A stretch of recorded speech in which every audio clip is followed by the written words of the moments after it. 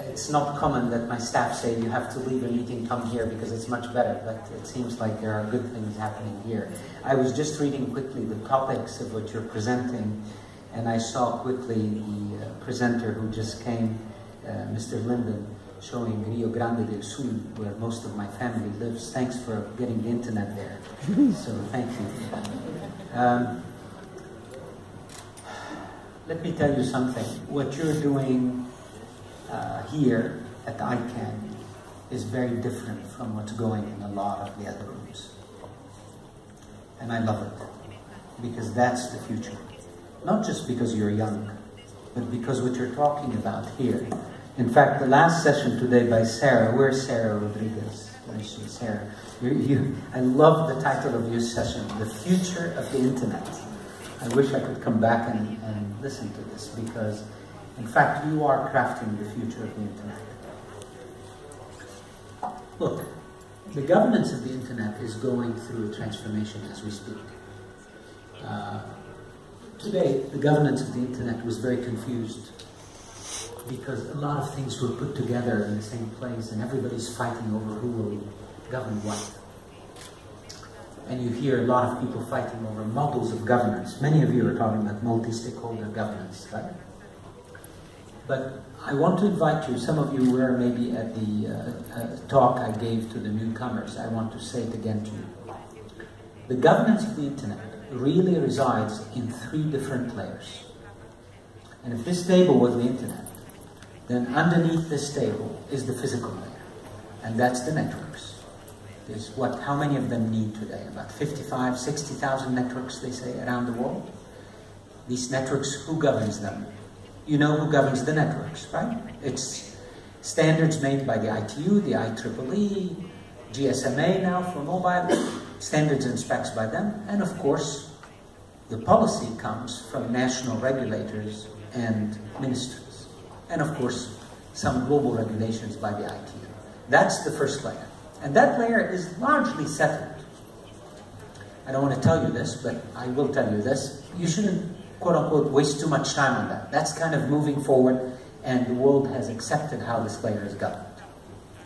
The second layer is the tabletop, is this very thin layer that makes all the internet underneath looks like one internet. Because underneath the table, there are 55,000 networks. It's not one internet. It's actually thousands of networks. They just happen to use the same protocols.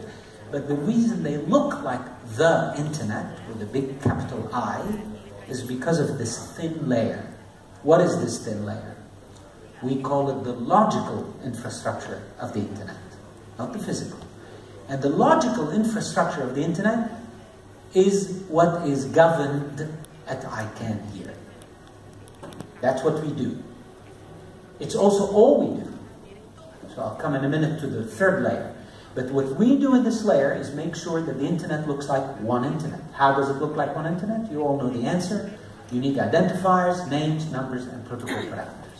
We coordinate these, not alone, but we are responsible for that with the IETF, the regional internet registries, and the top-level domain operators. All of us are what you call essentially a family of technical organizations. As I said in my opening speech, a family that is united by common principles and mutual commitments. We manage the stable. If we fail at managing the stable together, what will happen? We will have multiple internets. What does multiple internets do? So what's wrong with multiple internets? Some people say.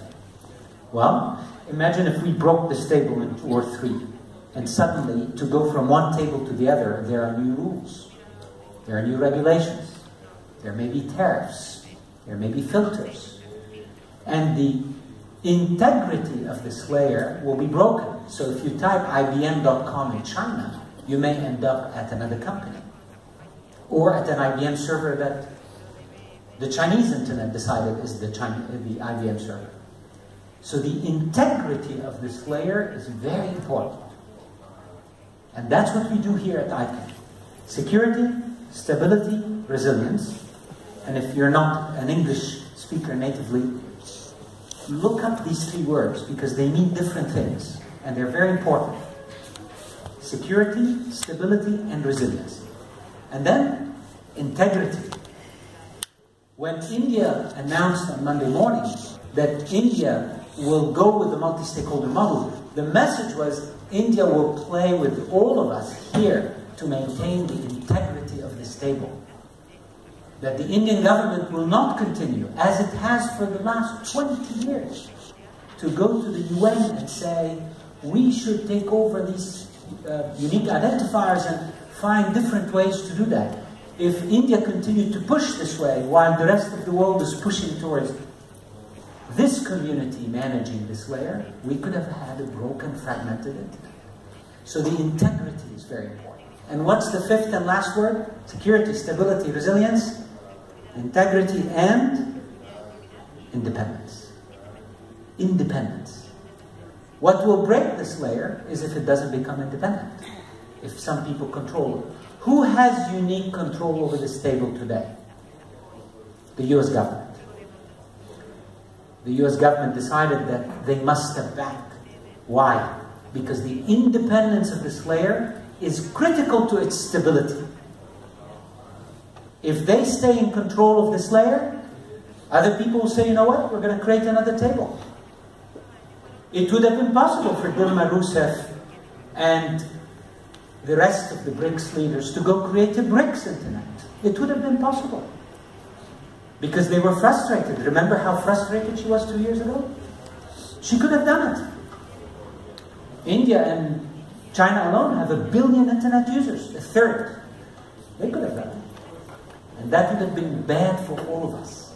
Because the free flow of ideas, of trade, of economics, on one internet in this layer is fundamental to the power of the internet. So that's what we do at ICANN. Now, some of you here are talking about things like the Internet of Things and privacy. Are they in the bottom layer, the issues of privacy? Are they in this thin, logical layer I just described to you? My answer to you is no, they're not. The third and last layer is everything we do on the internet, which is everything on the table. Where is this governed? Because I explained to you, the bottom part is governed by regulators, ministries, and the specifications are done by IETF, ITU, IEEE, etc. The middle part, which is what we do, that's clear. It's ICANN, the IETF, the regional internet registries, and the top-level domain operators. And that's done. Who governs the top layer? And what's in the top layer? So if you want to know what's in the top layer first, many people have been building various lists for the last 20 years. Finally, NetMundial brought all these mappers together and created a map that is a map of all maps. It has 79 issues. You can go there today, and I think it's netmundial.org/map. And you'll see the 79 issues. Everything from child protection, to cyber warfare, to privacy, to Internet of Things, to all these things. It's on the table. Who's governing these? Do you know? Who is governing? Who should govern these? Should they be governed at the global level? Because the Internet is transnational. Should they be governed at the national level, at the local level? At the regional level, should Mercosur make decisions for Latin America on these things? These are good questions. The answers to these questions are not clear today, even by people like me and others who are experts at this. The reality is the governance of what's on the internet, this third layer, is the next major area of focus. And it's the area where the world is still looking for the mechanisms and for the fora to do it. So now I'll finish by telling you what we hope people in this layer, because whilst I created for you a model that is very nice and simple and it has 3 separate layers, the reality is if somebody does something on privacy on this table, it affects the middle layer and it affects the bottom layer. It affects everything.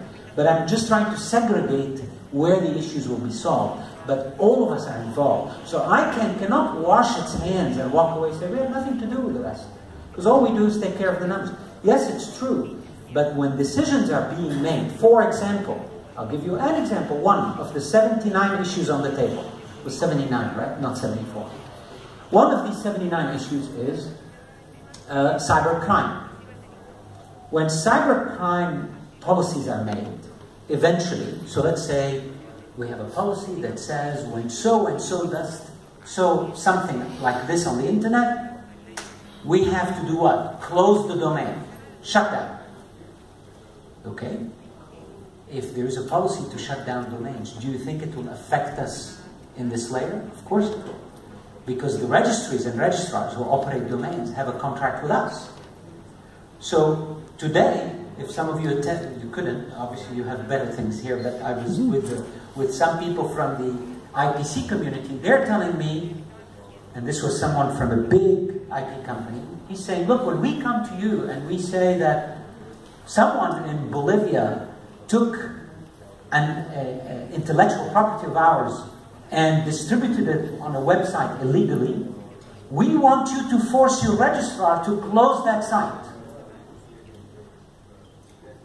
So it does affect me at this level. They made a decision at the policy level here, and they're affecting me. And by the way, on this point, do you think I should close the site? Do you think the registrar should close the site? Do you think the registrar contract forces me to close the site? These are all very good questions you should ask yourselves. But that's what's happening right now. Everything on the internet is being defined, and the policies for that will actually affect everything we have done to date.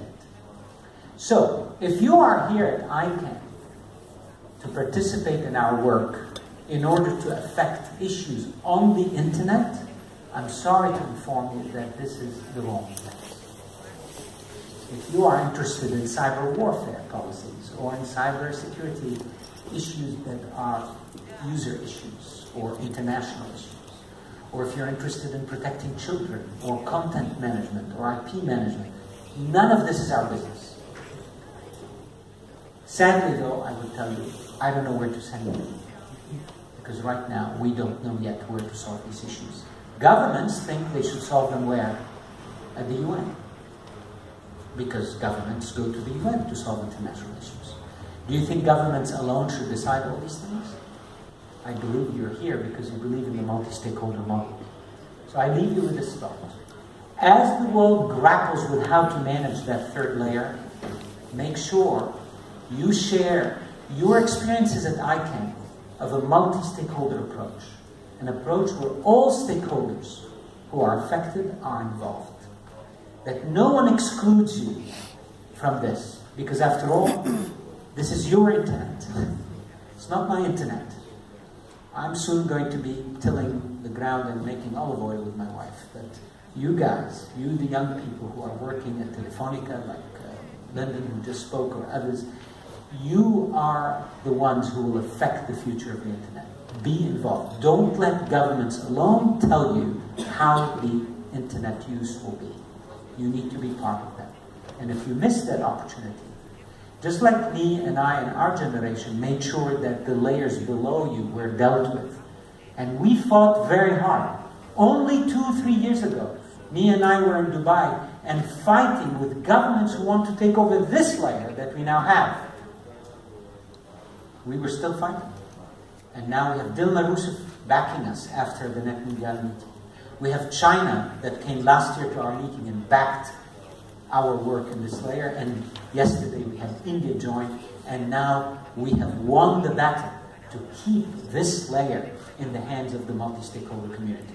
That's our battle. Your battle is coming. We're here to support you. We're here to share with you our battle stories. But it is upon you to make sure that this layer is governed with all of us at the table. Thank you for what you're doing. Thank you very much. This is fantastic. I wish I had all day to be with you. I really do. Because this is constructive. This is the future. This is what really I care about. And Nora and her team and Jeff, what they're doing, this is a new department that I created because I believe we need to pay attention to our youth. We need to spend on our youth. We need to support you. You have my support, my full support. And this department will stay. Whether I leave or don't leave, that doesn't matter. This is now instituted. And this year I quintupled their budget. I got approval from the board to quintuple the budget so they have enough money to keep moving forward and actually get the work done and support. So you have my support, and I thank you.